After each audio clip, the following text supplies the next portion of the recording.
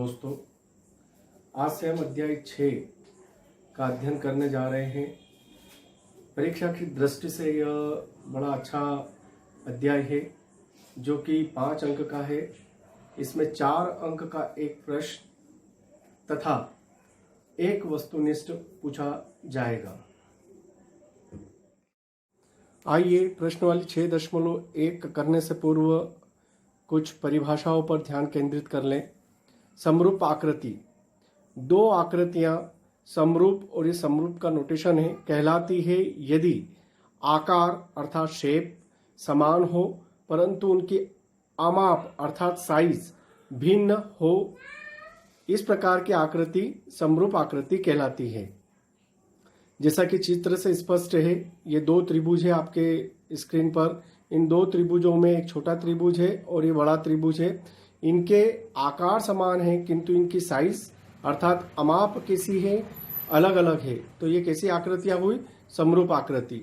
इसी प्रकार ये 2 वृत्त लिए हैं हमने, इसकी त्रिज्या और इसकी त्रिज्या में अंतर है किंतु दोनों ही आकृतियां किस प्रकार की है? वृत्त के आकार की है, अतः ये समरूप हुई। इसी क्रम में हमने तीसरी आकृति एक और ली है। ये छोटा वर्ग है, ये बड़ा वर्ग है। आकृति चूंकि हम पहचान पा रहे हैं कि ये वर्ग है किंतु इनकी जो साइज है वो अलग अलग है। इस प्रकार ये आकृतियां जो आपकी स्क्रीन पर है, ये किस प्रकार की आकृतियां हैं? समरूप आकृतियां हैं।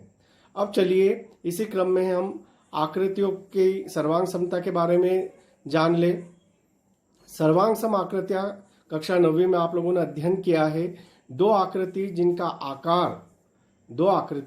जिनका आकार और अमाप अर्थात साइज, आकार मतलब शेप दोनों समान हो, सर्वांग सम आकृतियां कहलाती है।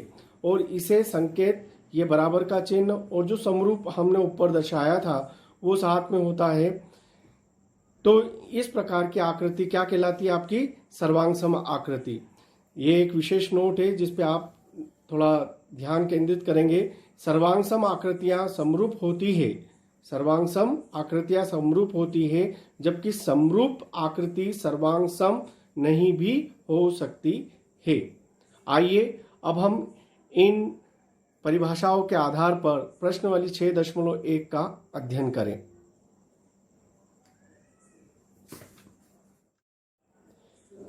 आइए प्रश्न वाली 6.1 के प्रथम प्रश्न पर ध्यान केंद्रित करें, जिसमें कहा गया है कि रिक्त स्थानों की पूर्ति कीजिए।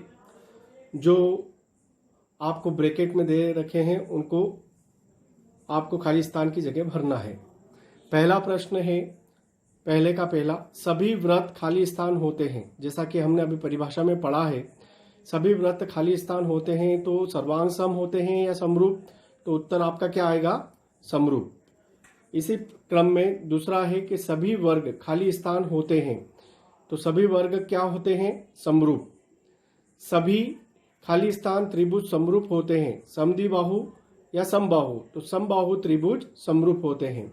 इसी क्रम में अगला है चौथा, भुजाओं की समान संख्या वाले 2 बहुभुज समरूप होते हैं यदि नंबर 1 उनके संगत खाली स्थान हो तथा दूसरा उनकी संगत भुजाएं खाली स्थान हो।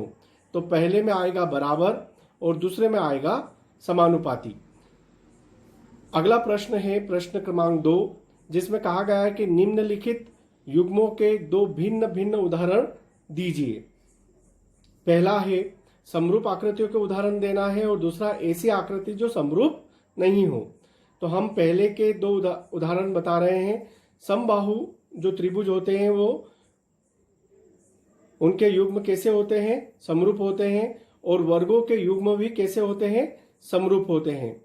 अब दूसरे प्रश्न में दूसरे में उन्होंने आपसे पूछा है कि ऐसी आकृतियां जो समरूप नहीं है, तो उनके उदाहरण हम देने जा रहे हैं। ऐसी आकृति जो समरूप नहीं है तो त्रिभुज और चतुर्भुज को लिया है हमने। त्रिभुज और चतुर्भुज आकृतियां समरूप नहीं होती है। इसी क्रम में दूसरा उदाहरण हमने लिया है वृत्त और वर्ग आकृति समरूप नहीं होती है। इस प्रकार हमने अध्याय 6 को प्रारंभ करते हुए जो परिभाषा है, परिभाषा के आधारित 6.1 जो आपकी पाठ्य पुस्तक में दे रखी है, उसका आज हमने अध्ययन किया है। धन्यवाद।